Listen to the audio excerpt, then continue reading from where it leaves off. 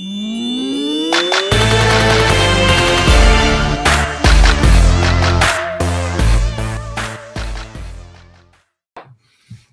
guys, welcome to the Hypertrophy Hub podcast. So this week, I'm extremely excited to be chatting to three very intelligent people involved primarily in powerlifting. And I think the conversation we're going to be having today will be a little bit sort of focused on powerlifting, but I think we'll probably get into some hypertrophy stuff along the way. So Zac and Josh wrote an article recently on Brian's site, Mayo Journal, and they were sort of talking about the title of the article was about rethinking proximity to failure for strength gains. So did you guys want to sort of outline why did you think this article was necessary, and what do you think was the general goal of this article? What were you trying to sort of portray or get across? Yeah, I think, thanks for that, James. I think the impetus of the article was, often in the conversation around proximity to failure for both strength and hypertrophy, there's often kind of this range kind of given that's generally around 0 to 4 reps in reserve is like, that's where you should start counting working sets. And I think that's kind of the primary volume metric that people use nowadays, are like hard sets. And generally that hard is the portion that's a little bit ambiguous. And so, Josh and I had, kind of flipped through the literature related to proximity to failure for hypertrophy a while ago.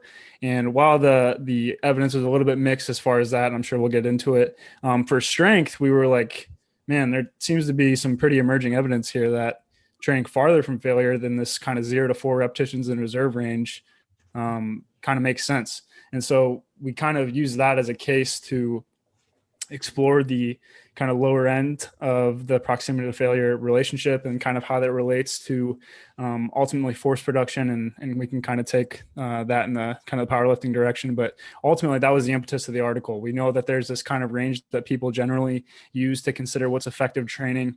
Often we have clients that come to us that say, yeah, I wasn't even counting sets below RP6 because I didn't think they mattered or didn't think they counted. And we're like, man, well, that's a lot of training volume that maybe went unaccounted for, or, just the perception of like, that's not effective work, I think is something that definitely needs to be expounded upon. So that was kind of how we kind of started thinking about the topic and kind of the reason we decided to kick off the article. And then I think one of the things, if I play devil's advocate in a way, I guess there is obviously, and I'm sure you guys would agree, there's obviously some rationale for having the range of like 4 to 0 RIR, like for instance, for accuracy reasons. And also like we're pretty certain that range seems to work pretty well. But I guess you were more saying like there's a likely a wider range than we think is actually the case. And I think I've heard you guys say a few times on your podcast that it's likely going to be quite a little bit further from failure than we actually think could lead to adequate strength gains. But should we think of it in the way of like there's an optimal range, or is it more like, is the issue here that we need to make sure we're actually counting all the work that's being done? So just to jump in here, I wouldn't necessarily frame it as, we need to quantify the training volume for just to quantify. I don't think that's necessary or kind of what we're getting at. The way I would frame it is, kind of piggybacking off what Zac said, is can we still accumulate productive work that is a bit farther from failure? And that's not to say it's inherently better, but there may be benefits to that. For example, an individual might be able to tolerate a lot more training volume if they're staying, 5 to 7 reps in reserve, still using a pretty heavy percentage of their 1 rep max.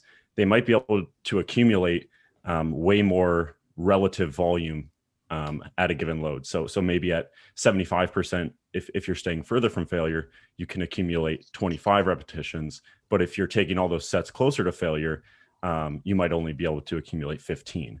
So I think it's not necessarily defining an optimal range or saying this is better than the other. It's more about, okay, this is another option. And we saw a lot of people kind of taking it off the table. So we wanted to put it back on the table. Yeah, I think that definitely makes sense. And I think like often when we do get into conversations around RPE and proximity to failure, it's like we often like people are looking for that range and they want to keep it there. So would you say it's sort of like, you said you don't want to sort of take them off the table, But would you say there's like, it would be used for a different method, or like it's used for a different reason? Like you would be using sort of 5 to 7 RIR, and you'd be programming that in a different way than you would something like 3 RIR or 4 RIR, primarily because like for instance, for myself, I haven't programmed anything below 4 RIR for clients at the moment. And for me, it's along the lines of like, I'm wondering how accurate would this be? How well could they follow it? And like, I think it would be a little bit more difficult to follow it. What would you guys sort of say to that sort of stuff? Yeah, James, I think those are a ton of good caveats. And I think the first and foremost thing to state is like Josh said, I think principally it's more of a theoretical discussion of like, we want to put more options back on the table, but then the discussion of like practically, how does this actually apply to our programming, I think is a slightly different conversation. So first and foremost, we think from a theoretical basis, the lower RPs are effective because it essentially maximizes force production, which is essentially what you're training for when you're training for powerlifting primarily. And so the caveat being, if you're training with a heavy enough load, somewhere going to be around 75% and heavier, you don't really need to worry about accuracy at that point. Is kind of the practical piece of it. Once you're training with 75% of your 1RM and above, you're going to be in that quote unquote effective range already. That could be 8 reps in reserve, could be 6 reps in reserve. I don't really know. Just the idea is we're trying to minimize that intraset fatigue that Josh clearly outlined that could have some detriments. So I don't really think it's about saying, okay, we're trying to optimize it to train at 7 RIR because that's optimal. It's more so that from a conceptual basis, using like your high school physics equation, force equals mass times acceleration at a given weight. So mass at a given load on the bar, let's say it's 100 kilos. If I can move that bar faster, which is going to be farther from failure, that's going to be a greater force reduction. And if that's what we're trying to train for powerlifting, we should probably try to do that for a majority of our sets.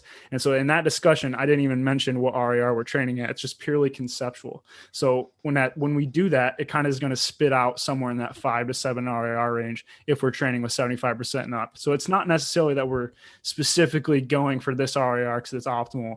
It's more just like a conceptual understanding. Okay, we're going to be farther from failure than maybe is typically discussed for XYZ reason. But I do think that the ranges that people typically give that are more programmed in probably an RPE manner. So like if I'm going to program, you're going to auto-regulate the load to be between 0 and 4 RIR.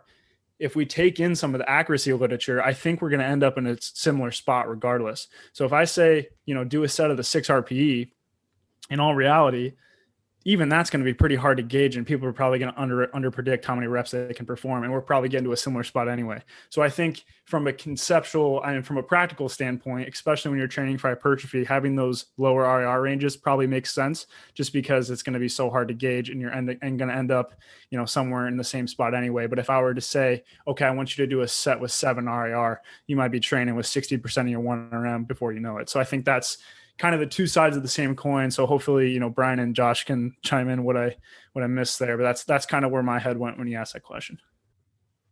Yeah. They wrote the article. They brought up very good points in the article, I thought.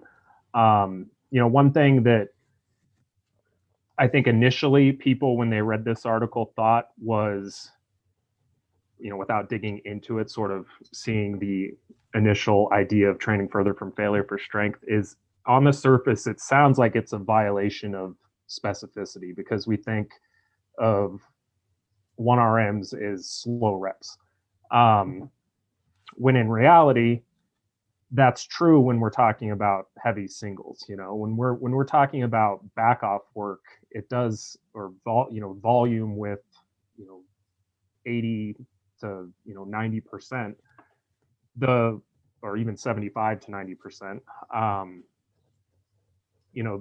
What's more specific there is what's going to provide the most force output. And so in that sense, it seems counterintuitive, but when you think about it from a perspective of force production, like a 1 RM is going to be generating the most force possible. But if you're training with a 5 RM load and you take it to a 5 at a 10, that last rep isn't going to be producing as much force as if you did, sets of 2 and, did, whatever, 2 doubles in a single, or sets of 6 or something.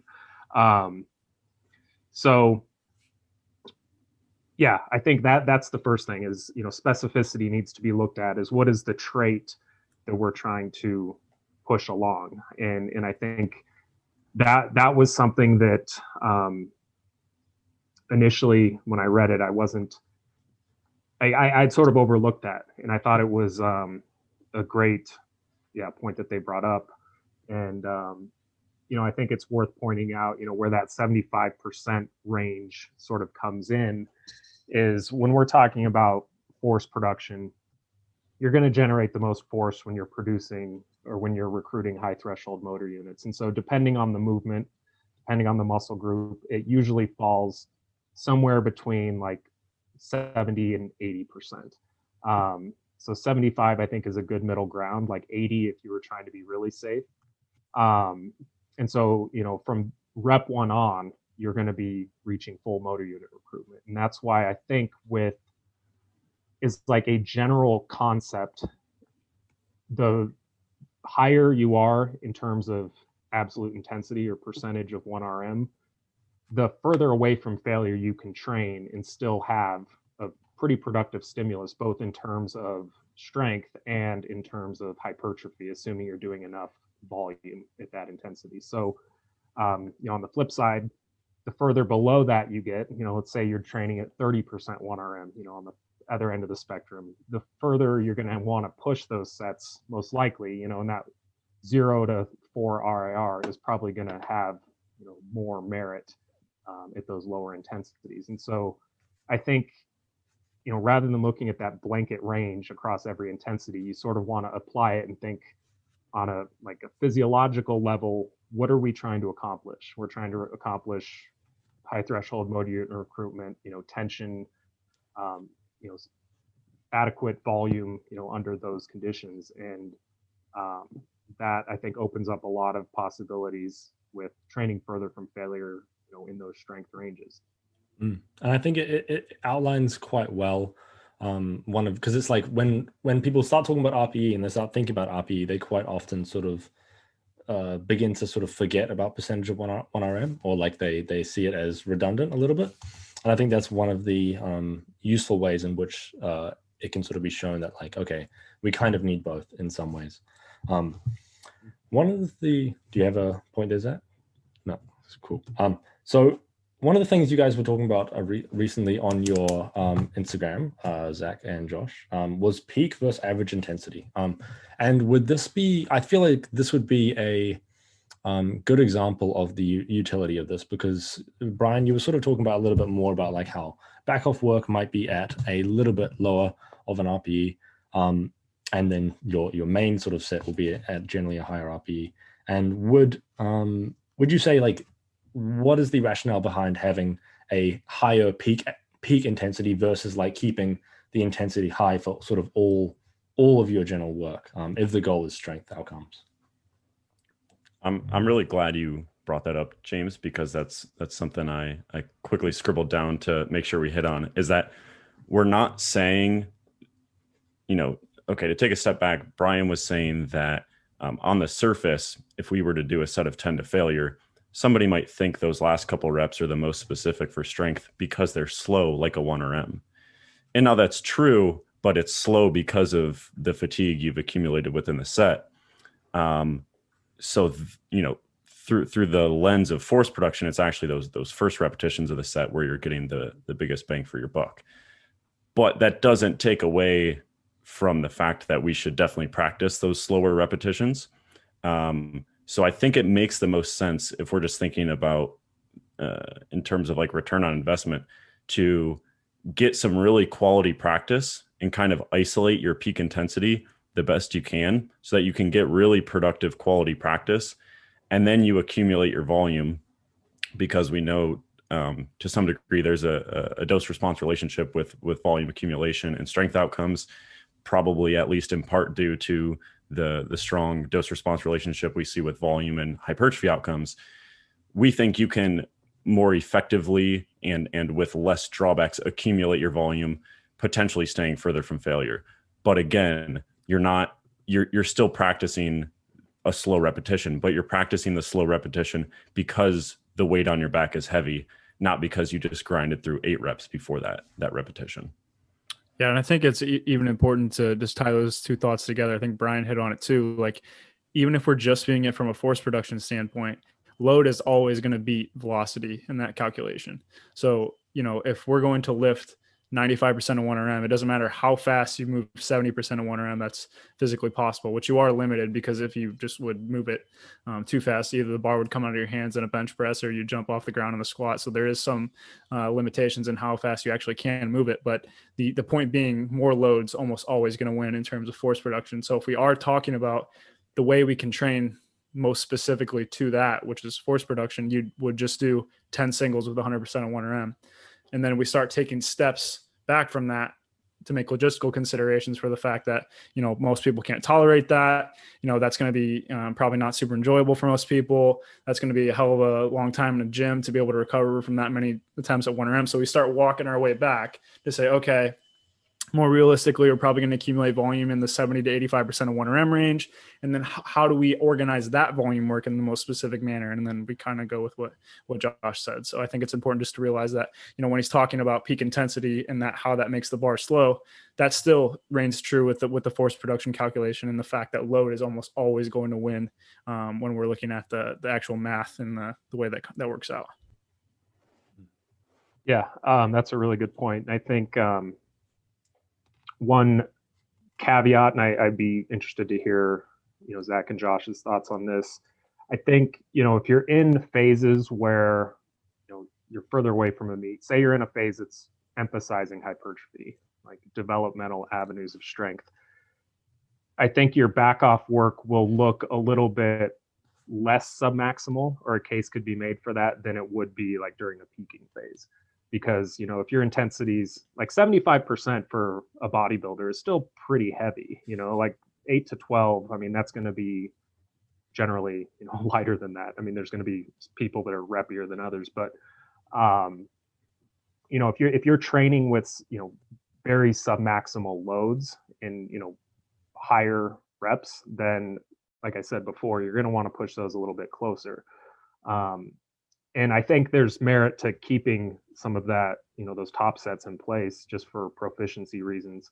But I do think that's worth pointing out, that I don't think it's always that the back off work is submaximal. It's sort of phase dependent. But as a whole, it's going to be more so the case with powerlifters than it would be bodybuilders. Yeah, I'll just jump in here, and then Zac, I know you have some pretty developed thoughts on this, so you can clean up whatever I miss.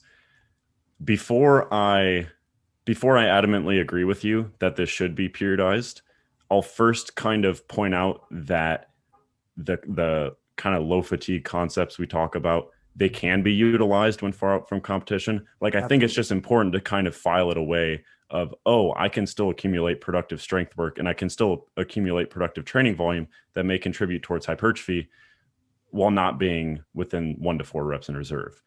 So an example of this is if somebody feels pretty beat up from, high RPE back off work on a back squat, maybe you give them a top single, double, or triple.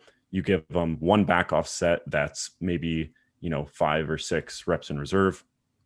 And then you go move them on to an exercise that's, more friendly for that individual, that they can tolerate a bit better.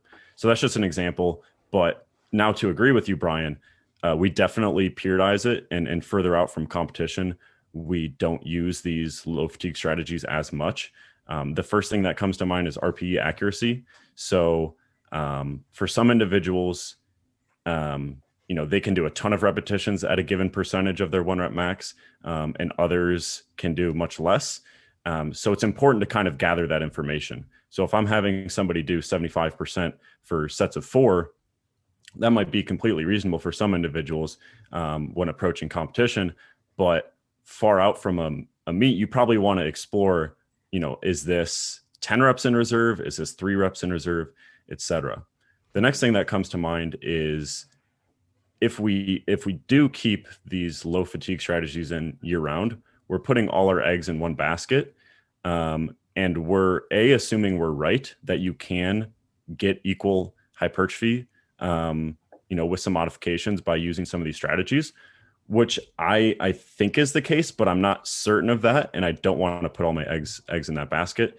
And you would also be assuming that metabolic stress is not a variable we want to include in terms of maximizing hypertrophy. Again, my hunch is that I think you could maximize hypertrophy with some of these lower RP strategies, but I'm not certain enough that I would keep that in year round. So those are the two things that kind of came to mind for me. I don't know if I missed anything, Zach. No, I mean, I would try not to repeat what you said too much there, but I think the uncertainty in the mechanisms, especially in the long term, I think is something that's hugely in the back of my mind. Like, I'm pretty confident we can maximize hypertrophy in the length of a study doing this, but in the long term, I just like, it's so hard for me. I think, Brian, we've talked about this a couple of times. Like, it's so hard for me to ignore the anecdote of so many bodybuilders over the years, like, that just swear that training to failure is where the magic happens. That it's just so hard for me to ignore that and just with good conscience say that we can definitely maximize hypertrophy with 7 reps in reserve. Like, that just from like a super bro basis, that just doesn't sit well with me to some degree. So I keep that in the back of my head. And I think from a logistical standpoint, like Josh said, I think a ton of the, the RAR accuracy, having like a really solid gauge. If we take a set to a 9 RP, we're really, really confident that's a, 10, 8 rep max, whatever it needs to be to elicit full recruitment from rep 1. I think those kind of things just kind of go hand in hand. That, like, I'm not willing to put all my eggs in one basket, like Josh said, but at the same time, it does have some logistical benefits to set up the effectiveness of training farther from failure later down the line. So I think they go hand in hand. And then just purely from an adherence and a subjective perspective, like, people just don't want to do low fatigue training year round. Like, I think that if you've tried this for yourself, I know I've done it in the strictest sense possible, where I have not done a set over 3 reps and like have tried to equate all the volume, and it's just an absurd amount of sets. It's not hard work on paper. So like, the sets are very far from failure, but if you've done it and you try to get the sessions done in a reasonable amount of time, which is going to take you auto-regulating your rest periods, it's really mentally taxing because you have to stay engaged for so long.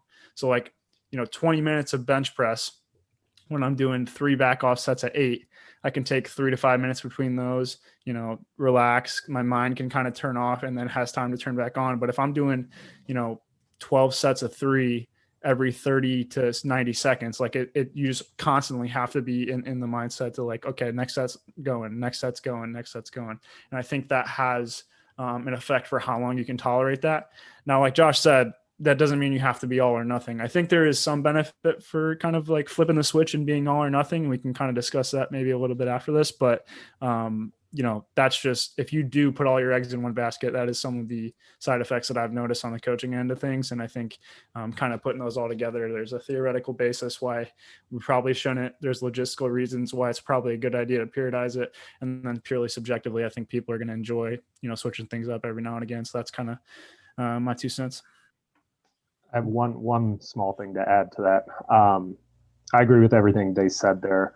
I think on the logistical front, one thing that I think a lot of people, myself included, when we have these sort of theoretical discussions, or is easy to overlook, is the time within a session. Like, if let's say your volume, let's pretend we know where your, the top of your inverted U is within the session for volume. Let's say we know, it's a pretty decent sized number. Let's say you're doing 10 sets per body part.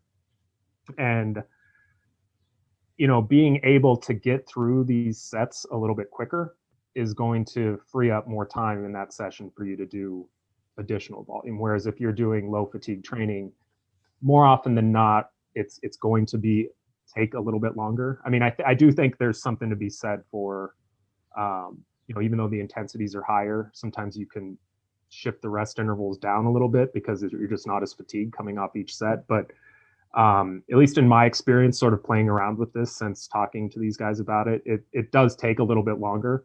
And there's times where I have to sort of skimp on some of the other work I would have otherwise done. So I think that's one additional consideration to make. But I do think, unless you're on an extreme end of the spectrum in terms of intensity, like on, 60% and below, you probably can keep it more submaximal than most people probably think. And I'll save the last part for a different point in this discussion.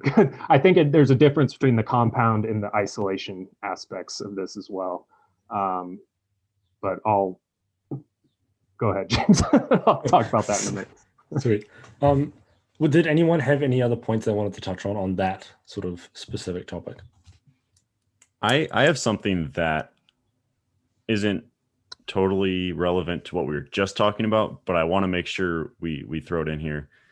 Is we kind of set the stage about making the case for, you know, the first repetitions at a given load being the most productive for strength. I think that makes sense theoretically.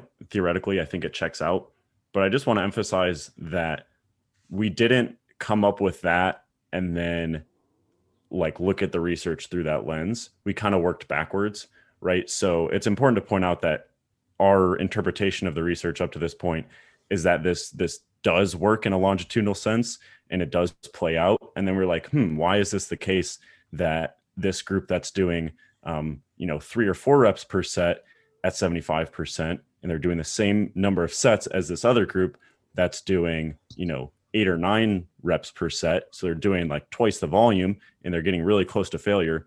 Why is the group doing less volume seeing the same or sometimes better strength gains? I just wanted to throw that out there, that we aren't just kind of making up this theoretical rationale. We kind of saw the research and we're like, what's going on here? So we're like, okay, let's kind of rethink, how we're approaching specificity for strength. But I'll stop there. And I don't want to go too far on this tangent, but I just want to throw this in. I know that one of Dr. Helm's PhD students actually just published I believe it was a meta-analysis recently. I haven't read the full text. Yeah, Ivan. Yeah, that was his name. I haven't read the full text yet because I haven't been able to find it. So if anybody knows it, shoot it to me. James, look it up. Yeah, James, come on, man. But I just conceptually looking at kind of what they did and just assuming based on the similar literature that I've read, they looked at cluster sets, interset, I believe that's the way to say it, interset rest. And that's essentially a lot of the studies that we looked at for our article are very similar along the lines in terms of methods. And it was pretty interesting.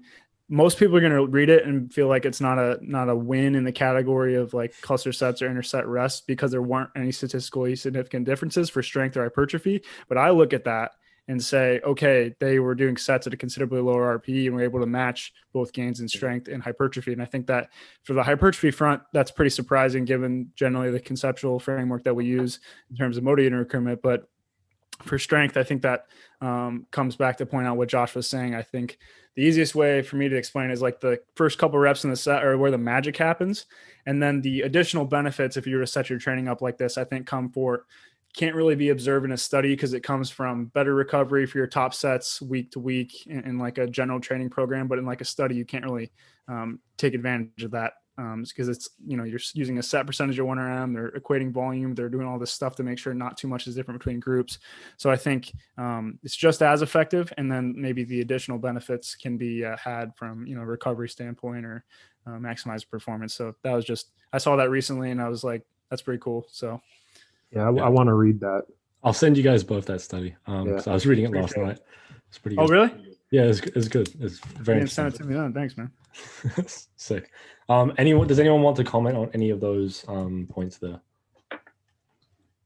Nope. We good? Cool. So we've been having this conversation through generally the lens shifted more towards strength performance. In terms of hypertrophy, do you guys think that there's generally similar rules might apply? Like sort of we're looking at this as sort of a largely theoretical basis of, do we generally think that there's quite low RPEs can still lead to very significant strength gains? Do you think that rule will likely still apply to hypertrophy? And I guess maybe it would be interesting to look at this through the lens of like, how different is the stimulus for hypertrophy and strength? And like those two are obviously not completely separate to each other, but they're definitely different qualities. Does anyone want to sort of go on that, or should I explain a little bit better? Like, does the same principle apply to hypertrophy? Yeah, like do you think the RIR range would be as wide? Like, would we be able to go to quite low RPEs and still do you think receive similar hypertrophy?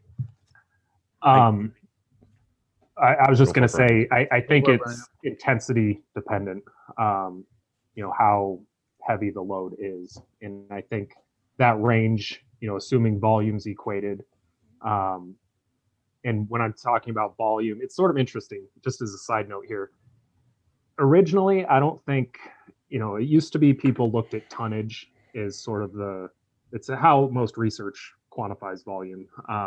But when we talked about volume for hypertrophy, as little as 4 or 5 years ago, people still sort of calculated tonnage to sort of as a proxy for hypertrophy. And since then, it's generally accepted now, like quote unquote hard sets is, it's been a validated way to approximate hypertrophy or the stimulus. So with that said, I think the tonnage aspect makes a lot of sense for strength because we're looking at force output per unit of volume essentially. Whereas for hypertrophy, it's a little bit different. But I think, with the heavier intensities that we're talking about, you can still be pretty short from failure and, assuming volumes matched, and in this case, it would be more like tonnage, and still have a very robust hypertrophy stimulus. So in other words, let's say 3 sets of 6 versus 6 sets of 3 at 85%. What would that be ish? That'd be reasonable. Yeah. We'll say 80%, just for good measure. So I think in that case, yeah, you're probably reaching full recruitment from the first rep on. Not that that's the only thing that's important for hypertrophy. I think rep velocity, in the sense of the force velocity relationship and the force produced on the fiber level, a slower rep when it comes to hypertrophy is going to result in more simultaneous cross bridging and more tension on the fiber level, and so that has implications for hypertrophy in and of itself. And so I still think though that an 80% load is going to be slow enough to, like, if there is a difference, the fatigue savings that you might have could outweigh that, so I think it's intensity dependent, and I do think if you're 65% and below or 70% and below, that you still probably can train further from failure than you think. But I do think it should be both from a practical sense and from a theoretical physiological perspective. I think a case could be made for pushing it within that 0 to 4, and still, like, you're not going to hurt anything doing that. I don't think training to failure is the way to go at those intensities, but I don't know what you would have to gain training below a 4 RIR at those intensities, because the weight is so low that you're not really going to be maximizing, like, you're not going to be getting a robust strength stimulus from that anyway in comparison to heavier loads. I don't want to take this too far a research rabbit hole, but Brian mentioned the simultaneous cross bridging. One thing from a research perspective, I always wondered is, so when they do that research, generally they're taking, like, the one study I recall offhand was like frog fibers, and they're actually looking at one specific fiber in which they electrically stimulate it. I wonder, how well do you think that correlates to, like, repetition velocity? You know what I mean? So, like, they are saying that when that fiber is shortening at a slower velocity, there's more simultaneous cross bridges, which makes sense. More force, more mechanical tension. That's what we want. But is that really a one-to-one correlation for, like, actually how we do things in the gym? You know what I mean? So, like, how slow is slow in reference to that? That's just something that's just theoretical. Don't know how far I want to go down this rabbit hole, but that's just something I always think about, is like, because I don't think it's one thing. One of my old coaches, shout out John Hanley, always told me in reference to this, and he's like one of the inspirations for a lot of low fatigue stuff. So John's the man. He would always tell me, all resistance training is slow. And he'd always beat that into my head. And that was always a really, really good point, that we talk about this in the force velocity relationship. That's really, really important. Slow reps produce the most force, but like, what exactly does that mean? Because a lot of the research that we use to generate those kind of relationships is mechanistic in nature and isn't applied. So like, what does a repetition velocity, how does that relate to like a single fiber contraction velocity in terms of telling us that we're at kind of maximal force output? I'm sorry, James, I'm a nerd. I didn't well, you opened up a rabbit hole for sure. So this is something that I know we've briefly talked about when we had a call at one point, you guys, but the idea of, is, I think, Zach, I think you had asked the question of if, like, as long as something is contracting at a slow velocity, like or maybe we're talking about rest intervals. We were basically, the question was, is load on the bar relevant for hypertrophy so long as contraction velocity is at a slow enough point? And I think Josh and I were trying to, I don't know if you recall this conversation or not, but Josh and I think we were trying to make the case that it does matter in the sense that the tension on that fiber, like, so say you did drop sets, and there's, drop set literature that's looked at, I think dropping 20% load each set. And I think it came out to be about the same, and I don't know the name of the author off the top of my head, but it was like 3 traditional straight sets, and then they did 1 set with whatever intensity they used plus 3 drops. And the group that did basically 4 sets it equated roughly to the hypertrophy of the 3 traditional sets. So essentially the additional drop offset the reduction in load on the way down. And I think a case could be, to me anyway, and I think you guys may have one of you posted about this on your Instagram maybe a month or 2 ago, where once we hit a point of fatigue, depending on the rep range that's being trained, like if we're doing like a 30% 1RM and we go to failure, the reason that, it's theorized that that's going to produce a similar hypertrophy stimulus as training with like, 80% to failure is because at the end, those high threshold motor units are shouldering the tension of the entire load rather than due to, the preceding fatigue. So I think, Zach, to your point, how does that translate in practice? And maybe I'm misinterpreting what you were asking, but I do think the absolute load does make a difference there when we're talking about rep velocity, because if it's a light enough load, like just because you're contracting at a low velocity doesn't mean it's going to be a robust stimulus regardless of load. Yep. Like if you're in a fatigued state and you're doing, a set of 10 because you did drop sets, but it's with a 30% 1RM, yep, then you're not going to end up getting, your quote unquote effective reps are going to be right. It's similar to strength. Like, why is it slow? Velocity. Yeah, but the tension isn't going to be that high. I think if I remember correctly, that was our PAP discussion, and that we were kind of arguing it from the opposite direction. Yes, that's you're exactly right. Josh, feel post activation. Sorry, I feel post like activation potentiation for the listener. I'm really trying to figure out how to bring this back on the rails, James. Okay, talking about sleep apnea here. No, I do.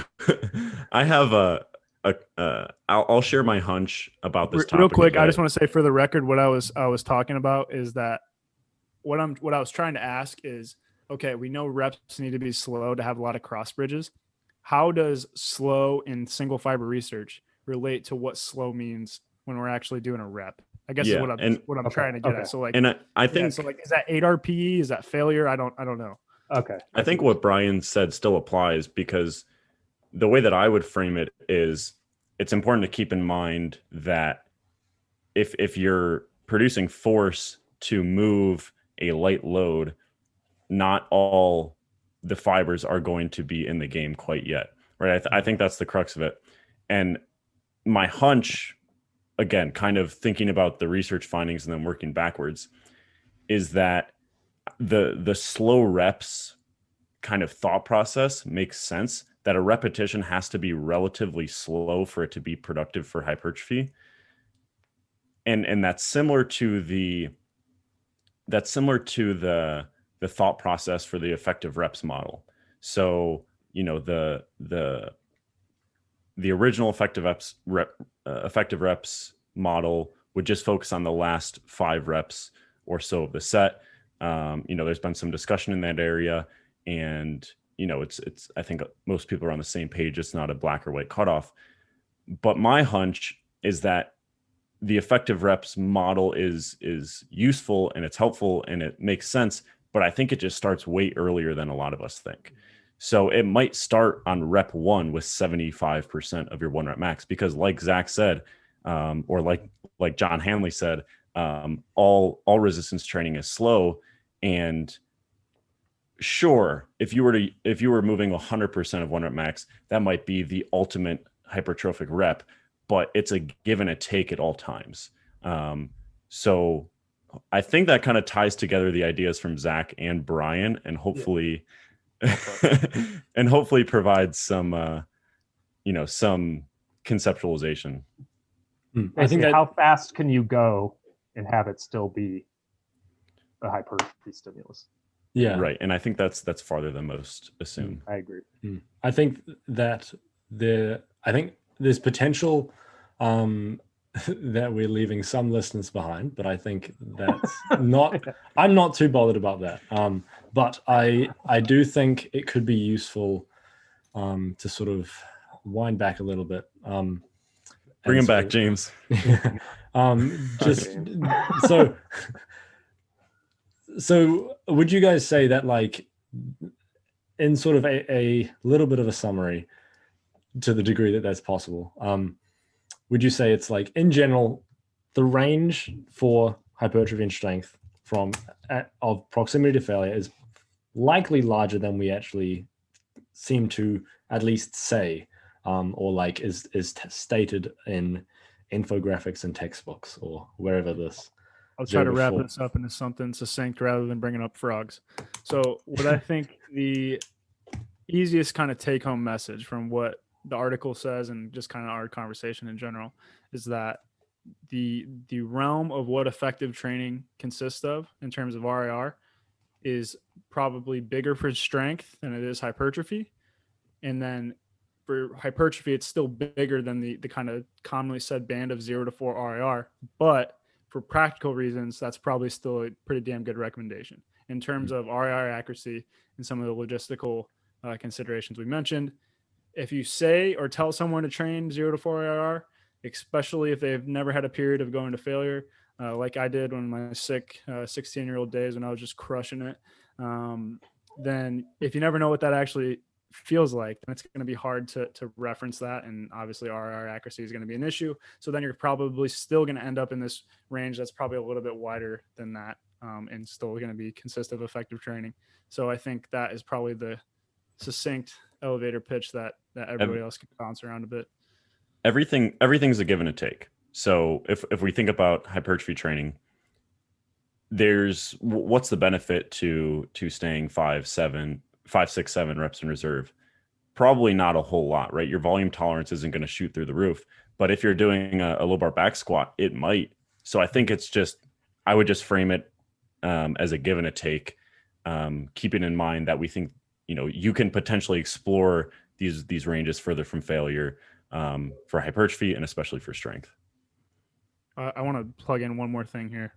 Just talking about this, another kind of logistical reason why training to close to failure probably is a good idea. I think, especially with a lot of the recent volume discussion and adding sets and all that kind of stuff, I think having a solid anchor for what consists as a hard set is going to dramatically influence the amount of sets that you think you need. So if you don't know what a true RP8 set is, that's when you're going to find yourself in the hole of like, I'm doing 50 sets, bro, and I'm still eating this volume up. Like, I just doubt it. Maybe you are. I don't know. But I just doubt it. So like if you've never trained pretty close to failure and like know what a true RP 8-9 set is, that's going to dramatically influence the volume that you think you can tolerate. And then when you look at stuff online and read it through the lens of your practical experience of like, yeah, I need 40 sets to grow, like that's going to probably ruin your training to some degree if you're kind of doing some evidence-based guidelines, but the volume that you're performing is actually really low quality. So I think, again, just another logistical reason why understanding that training close to failure is probably going to give you a really solid anchor of what consists of a set. And then once we know, okay, 10 sets per week when I'm training at a legit 8 RPE is about where I should be at, then we can take a step back and say, okay, let's start turning the dials a little bit of maybe lowering the RP on my squats, and I can turn them up a little bit on my leg extensions and kind of optimizing that a little bit more. But first and foremost, it's about finding a level of work that is reasonable in terms of effort and amount, which is going to kind of come one with the other. Well put. This might be a good time to mention the exercise selection aspect before I forget. So I do think that one of the reasons we can progress with, on a back squat, staying further from failure,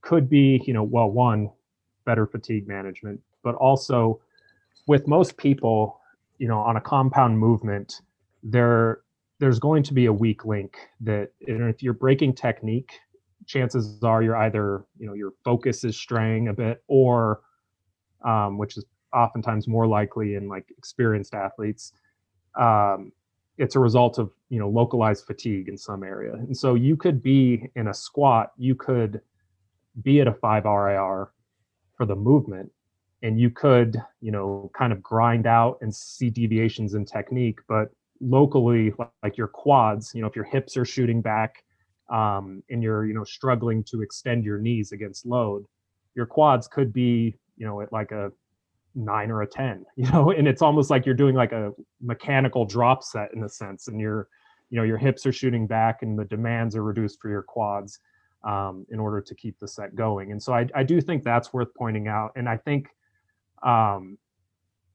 you see this a lot in squats, like using the example of hips shooting back in a squat. I mean, there's a lot of different, theories, and all of which I think, or most of which, have some merit. But, the intent to stay on your quads and, use your quads to their full potential is something that I think a lot of people lack in their, in their execution. Like, it's easy to sort of, if you're stronger, allowing your hips to kick back, it's easier to sort of go to that. But in the process, you're sort of exacerbating the issue because your quads aren't ever really getting the relative stimulus that you would have had you just trusted them to do the work to begin with, And so, so I think sometimes it comes down to intent, and sometimes you have the intent there, but they just can't extend against load, and then they extend, but they drive your hips back. And now you're relying on glutes and low back to finish the lift. And so I think there's differences there, but ultimately, in some cases, I do think your localized, like muscular RIR, if we want to call it that, is going to be higher even when you're further away, like at that 8 RIR, or because you see people that their technique starts to break down, when they're 6 reps shy of failure and they just keep grinding it out. And so for that reason, I think it's possible that there might be a larger return in terms of training maybe a little bit closer to failure on isolation movements than there would be on a compound movement like a squat. And I think, the fatigue cost, both, psychologically and in terms of muscle damage. I think one of you posted a study recently about, the training at longer muscle lengths, and that being, leaving more susceptibility to muscle damage. So something like a leg extension, like you could still get a high tension stimulus from that. You could still get a, pretty robust growth stimulus, and like for the rectus femoris, it might be even more than something like a squat. But point being is there's probably going to be a lower fatigue cost associated with that anyway, even if you do train a little bit closer to failure. And you might end up being at a similar place locally than you would be on a back squat anyway. Does that make sense? That all checks out to me. And I would also add that when you kind of think about the nature of multi-joint movements versus the nature of single joint movements, I would also go back to just the give and the take thought process. In general, you're not going to be wiped for your next training session if you took your dumbbell curls to a true one rep in reserve, but you might be if you took your you took 75-80% on a back squat to a true one rep in reserve. So I think your kind of explanation of the difference between the local and global RIR, I think that checks out. And I also think just the nature of those exercises kind of lends themselves, just our subjective experience of what those close proximities to failure can result in. When we think of the give and the take and stimulus to fatigue ratio, if you will, I think that all kind of points us in that direction. So I'd very much agree. Cool. I think that was a very nice roundup or sort of summary, and hopefully brought a few people back from the from the depth. Was there anything else you guys wanted to make clear about your arguments or elucidate before we finish off? I have one. It's sort of a topic of discussion. Progressive overload? No.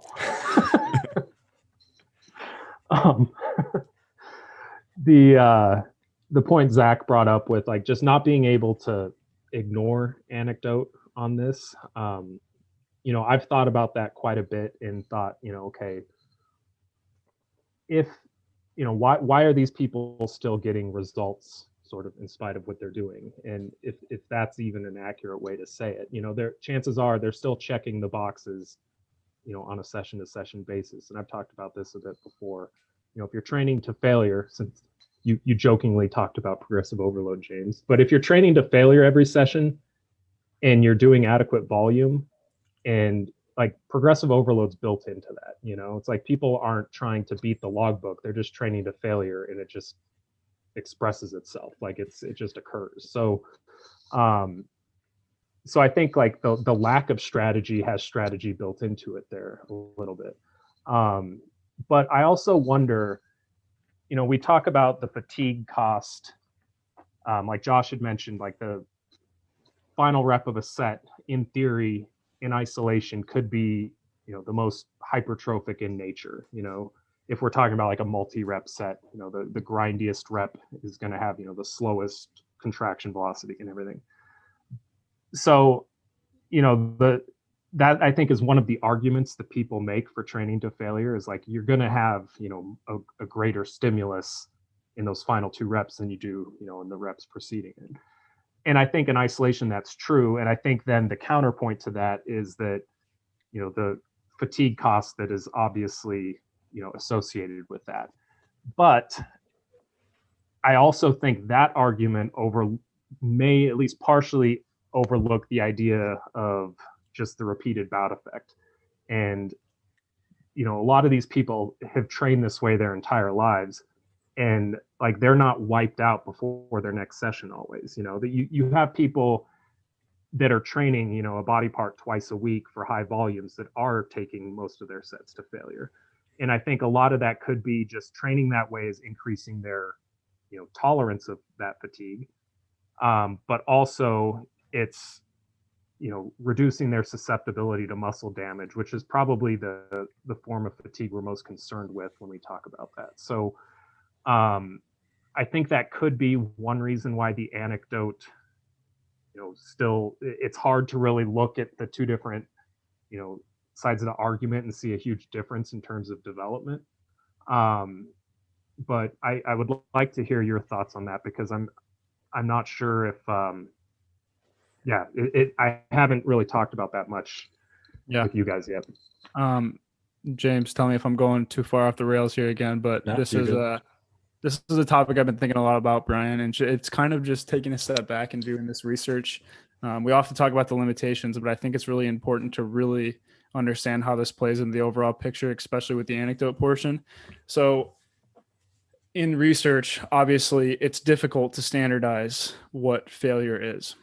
So if that's the case, and we know that on average people are underperforming repetitions at a given target exertion, it's very likely that we're not actually looking at what true failure is in the lab in most cases. And so if that's true, there's like this range of RAR that we're probably not giving its fair shake in terms of investigation. So something in the back of my head that me and Josh have talked about a few times is like, there's two kind of possibilities. If we investigate this very, very thoroughly and take people truly to failure and make sure that it's, what we would consider failure in the gym and it's very ecologically valid, that could, there really could be some magic going on in those last couple of reps to failure. And maybe we just haven't really looked at it enough yet. Often failure is like kind of volitional. So they tell people to stop when you don't think you've ever can complete another repetition. That's got a ton of limitations with it, especially if somebody isn't properly anchored with what that means. So I think a lot of the research has similar kind of limitations in terms of that. Now there's a few studies that do a really, really good job and they really take people to failure. So I'm not saying it's everything, but I do think like when we take a step back and look at this from a larger perspective, that's a limitation I think is really important to acknowledge, because there is this gap that we probably haven't explored a ton. So the research that we do have either could be saying that instead of, let's just say the research we have is looking at 2 to 6 repetitions in reserve. Maybe in reality, it's kicked down a couple, and maybe it's more like 4 to 10 or something like that.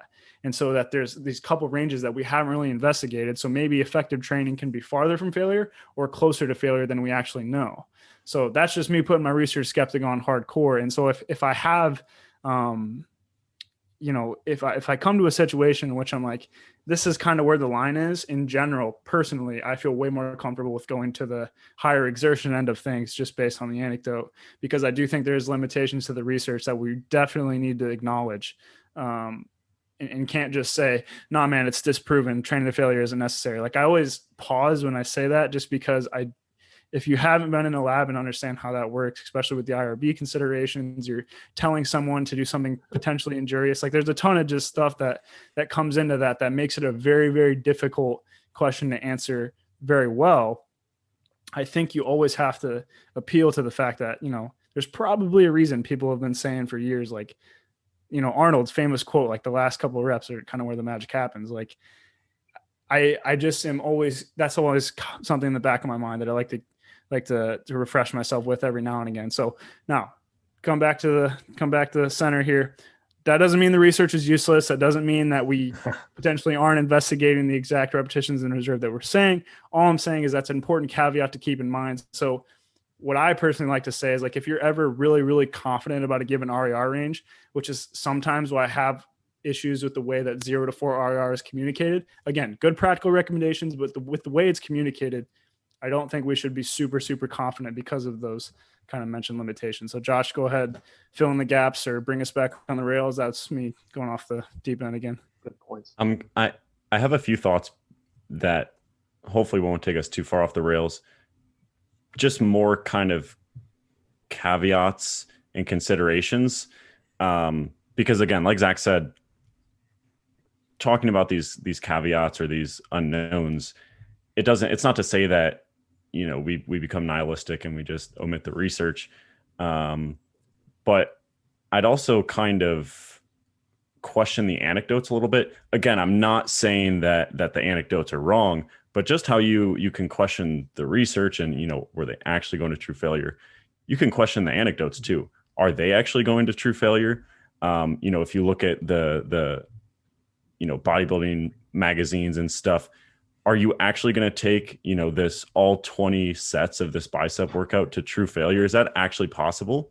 And you might be like, oh, no, I've seen in movies and on their Instagram, they actually go to failure. Well, yeah, those are the sets where the cameras are on. So you probably have a little bit of bias there. So again, just how you can question what exactly are we looking at in the research? What exactly are we looking at in practice? I think that's important to keep in mind. That's a great point too. And another thought I had is that, again, kind of thinking about the anecdote portion here. We do have the anecdotes. Again, I bring that point up not because I think that's the case or I'm arguing for that, but just another consideration.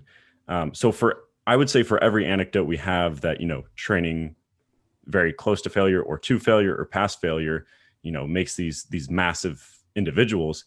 I also see plenty of people who are training with pretty high RPEs and, pursue coaching because, they're driving themselves into the ground. And, this is probably a biased sample because they are seeking out coaching, but we get people where we might pull them back a little bit, decrease their average RPE, and they see progress. And, you might say, oh, that's because it's, they're essentially reducing fatigue. So they're seeing this short term, essentially like a peaking effect. But, I've seen quite a few times that it is sustained progress. So, basically, I'm not trying to be nihilistic, but I think you need to try both for yourself and experience both for yourself and see how it goes. Because as Zac has said a few times throughout this podcast, even if training to failure isn't the best way to go, it's going to anchor your subsequent training. And also it's important to keep in mind that failure training is probably more foolproof than, kind of this lower RP strategy we like to implement. We want to make sure the loads are sufficient. You might be able to do more training volume, that kind of thing. So failure is kind of foolproof. Again, I would argue that if you set everything else up well, you'll probably do better with some of these low RP strategies or a moderate RP strategy. But that's not to say they're not mutually beneficial. So hopefully there was a thesis there, but just some general thoughts. Just to try to tie it up, there's a lot of ways to do it. Just listen to your body, bro. So I think one thing that I sort of use as a guiding principle for me in my own training is if I feel like I have like overlapping soreness, or I just feel subjectively beat up after training, something, and this is like after I'm, post intro week, like I'm adapted to it, or should be adapted to it, then I will tinker with something. But I'll say, like, I'm yet to really see a downside of training isolation movements very close to failure. For me personally, like I do a lot of like mile rep, or like not traditional clusters, like interset rest, but and it's fun. Like rest pause stuff. Yeah, it's like for me though, it's largely a logistical thing because I can get the volume I need in, within the 50 minutes I have to train. So it's logistically helpful, but even then, like, I'm doing a good bit of stuff, isolation work that's very close to failure. And, but I know that that's not the same as, like Josh was saying, like doing, even bench like that is going to be a recipe for, just residual effects that last, multiple. So, so I think the exercise selection, you don't have to be in the same camp or, have this mindset surrounding your entire training as a whole. You can sort of pick and choose which exercises this may make the most sense for. And some of them you may find, you're on different ends of the spectrum. Well said. Yeah, I completely agree. And I especially think it's really important to emphasize that in particular, like the fact that it's like compounds and isolations in general are sort of a different beast. And like the trade-off to treating, well, there's quite a lot of benefits to treating them differently, I think. But I think we should wrap it up there. Leave it there. No one wants to have any more stabs at anecdotes or science or anything? No, we're all good. Hold him back. Hold cool. Zac back. Sweet. Talk about any frogs again? Okay, so if people are looking to find you guys online, Brian, I'll go with you first. Where can people find you online if they want to get coaching, get swole? My website, myojournal.com, and that's where you can read Josh and Zac's article that they wrote that they were graciously let me host. No, that was it was. I'm glad they came and approached me about that because it's generated a lot of good discussion. I don't think we'd be talking about this had they not written that. So really good points that they brought up, and yeah, that's probably the best place you can reach me. That have that, and then the world famous Progressive Overload article also on there. And then Instagram is at BD Minor. Cool. And Zac and Josh, where can people find you online? So for the most part, you can find us on Instagram at Zac.datadrivenstrength and Josh.datadrivenstrength. We have a website. It is data-drivenstrength. Working on getting that domain, but somebody beat us to it, so we're out of luck at the moment. We have recently started a podcast, so definitely not as polished as Mr. Walsham here. I'm really enjoying it. I've listened to every episode so far, so I'm a big fan. That is high. We praise. Found our one viewer. Yeah, right. There we go. There you go. There's our analytics right there. Another name. So yeah, we've been doing that a little bit, and then we also have a YouTube channel is essentially the podcast. So I'm not really going to plug that, but yeah, that's pretty much where you can find us. Josh, I don't know if I missed anything, but we're pretty much on all that stuff. So you can. And again, thanks for Brian for being gracious enough to let us bother him and put this on a whole mile journal, because if we put it on our no name website, I don't think everybody would have even thought about reading it. So thanks. No, of course. Cool.